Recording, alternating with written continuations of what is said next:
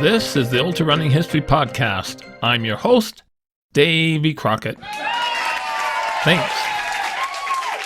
Thanks for coming. This is episode 161. In this episode, I will celebrate the 50th anniversary of the historic run by Gordy Ainsleigh on the Western States Trail on August 3rd and 4th, 1974. It became one of the most iconic stories in ultrarunning history. I will help peel away many of the myths and folklore and stick to the history. 100-mile races have existed for nearly 200 years. I have published the history of 100-milers up through 1979 in 3 books available on Amazon.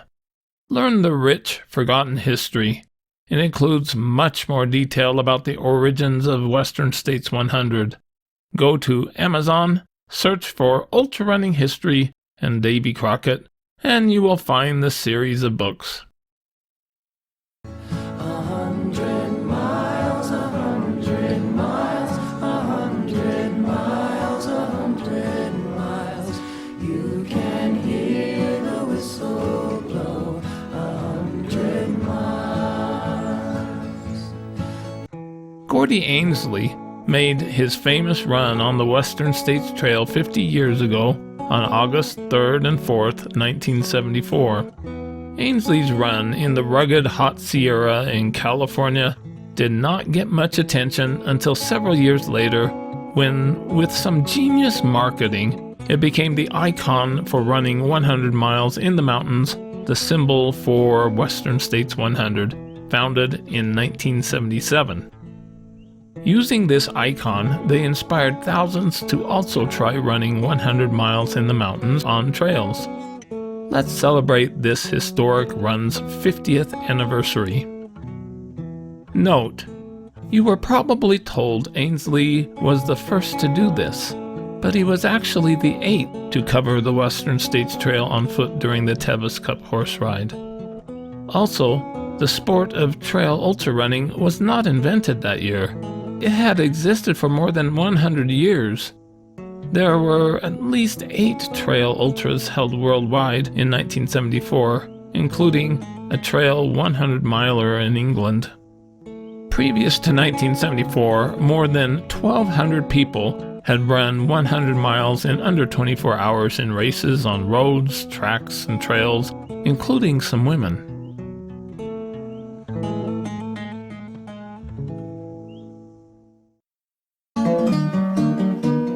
Harry Gordon Ainsleigh was born in Auburn, California in 1947. Ainsleigh grew up going by the name of Harry. He was the son of Frank and Bertha Ainsleigh. Frank served in the Korean and Vietnam Wars in the Air Force. Things didn't work out between them, and they filed for divorce 1 month before Gordy was born. He was then raised by his mother, a nurse, and his Norwegian-born grandmother. His father, Frank, left the home, quickly remarried, and eventually settled in Florida, where he raced stock cars and worked in a sheriff's office as a maintenance supervisor over patrol cars. Gordy spent his childhood years in Nevada City, California, about 30 miles north of Auburn. He recalled his first long run. One day when I was in the 2nd grade, I came out on the playground with a bag lunch that Grandma had packed for me, and I just couldn't see anybody who would have lunch with me. I panicked, and I just felt like I couldn't breathe, and I just dropped my lunch and ran home for lunch. On another day, he missed the bus for school and didn't want to admit to his mother that he again missed it, so he just ran several miles to the school. He explained, I came in a little late. The teacher knew where I lived. She asked, "Why are you late?" I said, "I missed the bus, so I ran to school." She was so impressed that she didn't punish him. By the age of 14, he started to get into trouble with the law, so his mother decided it was time to move out of town, back to the country. They moved back closer to Auburn on a small farm near the hilly rural community of Meadow Vista. In junior high, his gym teacher treated PE like a military boot camp with lots of push-ups. I'd goof off and he'd make me run. I made sure I wore a real pained expression whenever he could see me. Actually, I was having a good time. At Colfax High School, Ainsleigh would have to run a lap before PE class, and he would race with a friend each day. His teacher noticed and recruited him to join the track team. He was also active in wrestling. One article reported, "Without the support of a father, Ainsleigh had to find motivation from within himself. He remembers losing a wrestling match to a teammate and working endless hours to strengthen himself and defeat his opponent the next time they met." Ainsleigh said, "Until then, I had always tried to be just good enough. After that, I decided I would strive to be excellent." Ainsleigh went to Sierra College in Rocklin, California, in the Sacramento suburbs. As a freshman in 1965, he was a strong but average athlete on the cross-country team. For example, in 1965, he placed 89th among 217 at the state meet. He was also on the college wrestling team and did very well in the heavyweight class, 200 pounds and above. But perhaps Ainsleigh's greatest recognition in college was winning the 1967 Sierra College Pancake Tournament. Rich Lefevre is leaning heavily on the syrup. He's leaning heavily on the syrup. I'm not sure if that's the strategy. I think he might be too over syrupy too soon in the contest. He consumed 30 pancakes, breaking his record of 24.5 at the beginning of the competition. Ainsleigh took advantage of all the rules which allowed anything inside the mouth to be counted as consumed, while pancakes still outside were disallowed. In 1968, Ainsleigh served in the military. In July 1968, he volunteered for a 21-day high-altitude testing program conducted at Fort Sam Houston in Texas and at Pikes Peak in Colorado. He took part in a series of diet and exercise tests as part of the program. In 1969, Ainsleigh was back in California and started to attend the University of California, Santa Barbara. In 1971, at the age of 23, while going to UC Santa Barbara, Ainsleigh bought a horse named Rebel. One day he read a notice on a bulletin board about an endurance horse race, the Western States Trail Ride, or Tevis Cup, which was held just miles from his home. He had never heard about it before, but wanted to give it a try. It was a 100-mile horse race from Squaw Valley to Auburn, California. This is the granddaddy of all endurance rides. Ainsleigh entered and rode on his 8-year-old horse Rebel.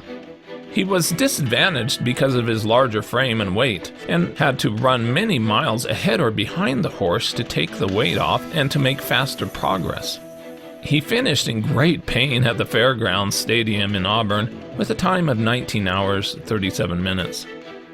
The next year, 1972, Ainsleigh rode Rebel again and witnessed the soldiers from Fort Riley, Kansas, who became the first to cover the Western States Trail on foot during the event. He and Rebel finished in 19 hours, 26 minutes, nearly 7 hours behind the winner. The soldiers finished during that same hour before sunrise. Ainsleigh dropped out of college and worked in logging tree removal. He didn't know what he wanted to do in life and felt depressed. He visited his old high school and started running long-distance road races with the school's math and music teacher. He also started to run on trails. In 1973, Ainsleigh, knowing that the 7 soldiers had been able to cover the Western States Trail on foot, went to another endurance ride event, a 50-miler, to attempt to run it on a $10 bet. It was the Castle Rock 50-mile ride in Big Basin Redwood State Park. He successfully ran the 50-mile course in about 9 hours, finishing in the middle of the pack of riders who had 2 mandatory 1-hour stops. On July 14, 1973, Ainsleigh rode the Western States Trail Ride for the 3rd year, but only made it to Robinson Flat, about mile 30, which took him 7 hours. His horse, Old Rattlenose, was lame and couldn't continue, so he dropped out of the race. He never replaced that horse and thus didn't have one for the next year's race. In 1974, with both his riding and running skills, Ainsleigh won a 42-mile Levi Ride and Tie race at Klamath Falls, Oregon, with his friend Jim Larimer. For ride and ties, 2 runners/riders and 1 horse race to reach a finish line together. One person rides ahead, ties off the horse so it can eat and rest, and then runs ahead. The other runner catches up, rides the horse and continues the leapfrogging to the finish. We got teams of 2 humans with 1 horse that people will alternately run and ride their horse, either over a 12-mile trail or a 25-mile trail. It's a conversion to sport of a historic means of transportation. It goes back to the 17th century. It'll be a mass start, a shotgun start. We'll line the teams up in a line and send them off all together, runners and riders. It's a cavalry charge followed by the infantry. It took very fit runners and riders to win these competitions. It was his kind of race to excel in. A few weeks later, with that success at the Ride and Tie, Ainsleigh felt confident that he could run Western States without a horse. His fellow endurance riders had been encouraging him to give it a try.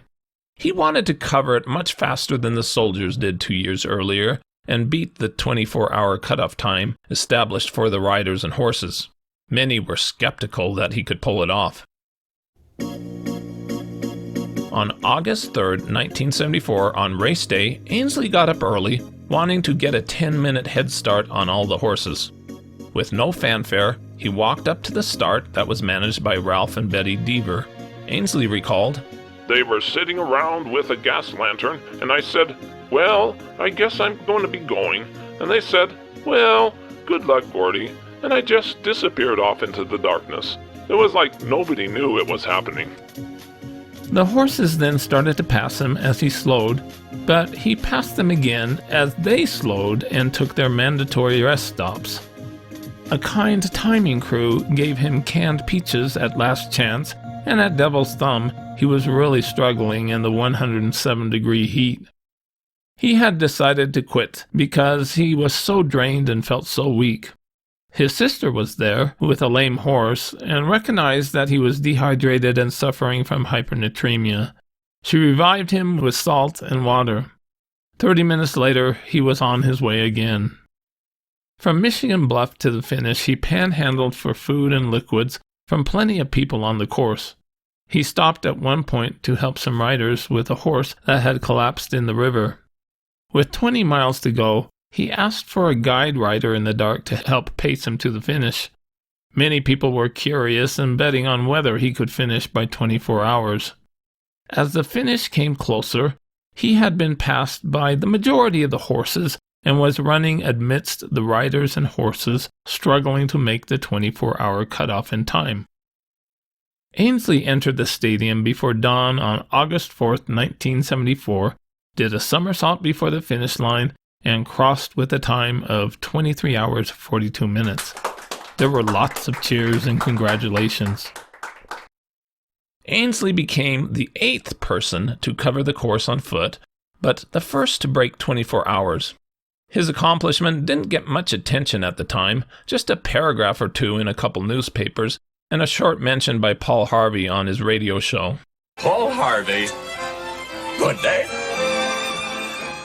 2 years earlier, the soldiers had received multiple full pages of photos and stories in the newspaper about their historic first finish. It wasn't until 2020 that Ainsleigh admitted on social media that the soldiers were indeed the first to cover the course on foot during the Tevis Cup. However, he disparaged the attempt. When Wendell announced at the pre-ride meeting on Friday in 1972 that a crack marching team from Fort Riley, Kansas was starting out that morning and were planning to finish before 5 on Sunday morning, I said to myself, "What? Anyone can do that." The commanding officer should have been court-martialed for sending out untrained soldiers into such a stupid task.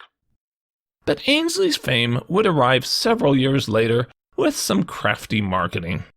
In later years, others would try to run the course too, but it wasn't until 1977 that Wendell Robie, president of the Western States Trail Foundation, finally decided to organize the Western States Endurance Run.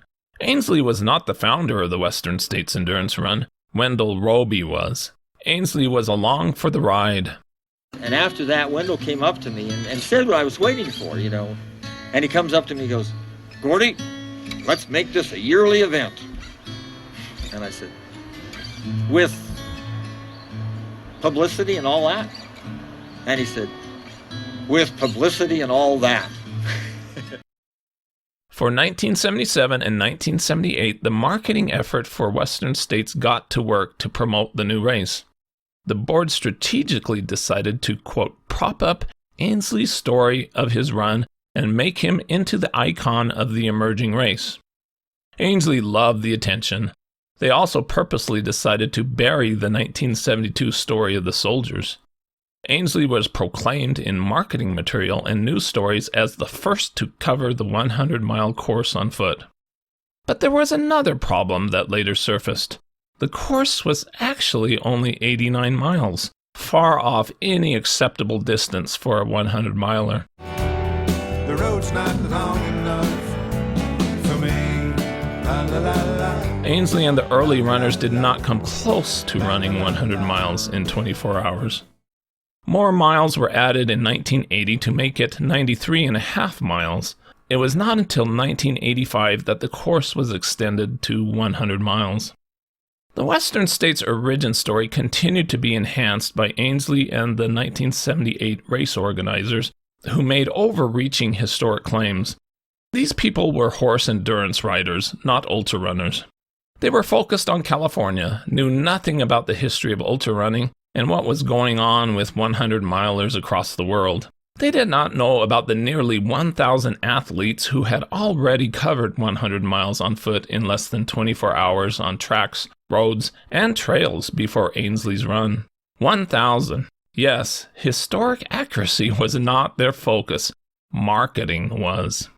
There's a quote usually attributed to the writer Mark Twain that goes, "A lie can travel halfway around the world while the truth is putting on its shoes." The 1978 Western States Board of Governors thought that their race was the first 100-miler and started to make that false claim. The focus of these organizers was to fulfill Wendell Robie's dream to make Auburn, California, quote, the endurance capital of the world. Auburn holds the undisputed and internationally acclaimed title of Endurance Capital of the World. Despite their overreaching claims, their efforts were amazing and would bring Western States 100 into the world spotlight. Dozens of 100-milers would pattern their races after Western States. The revisionist 100-mile ultra-running history claims would continue to grow through the years. Ainsleigh, who was only a mid-pack runner, who never organized any race, was proclaimed by some as being, quote, the godfather of the sport, ignoring the true modern-era contributions by Ted Corbett in New York. Ainsleigh was also called, quote, the man who invented trail ultrarunning, a claim that Ainsleigh still embraces on his personal website and on podcasts. Hey, Gordy, you know, when we go out and tell our friends we're going to go enter this 100-mile race, when you did it, nobody had ever done it before. What were you thinking? And thank you for returning to listen to the continuation of my interview with the father of ultra trail running, Dr. Gordy Ainsleigh, a chiropractor in Auburn, California.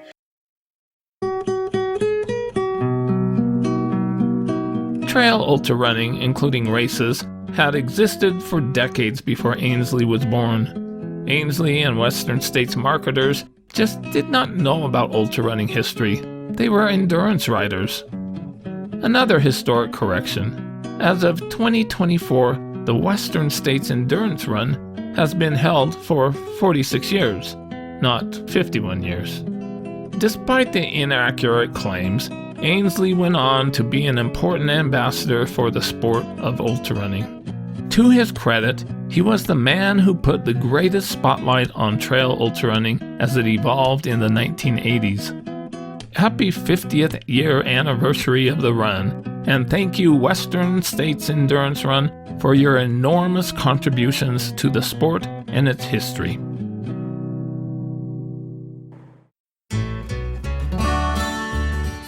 With that, this is Davy Crockett, and this is the Ultra Running History Podcast. I hope you run fast and far, enjoy life, get outdoors, and most of all, stay safe and don't take unnecessary chances.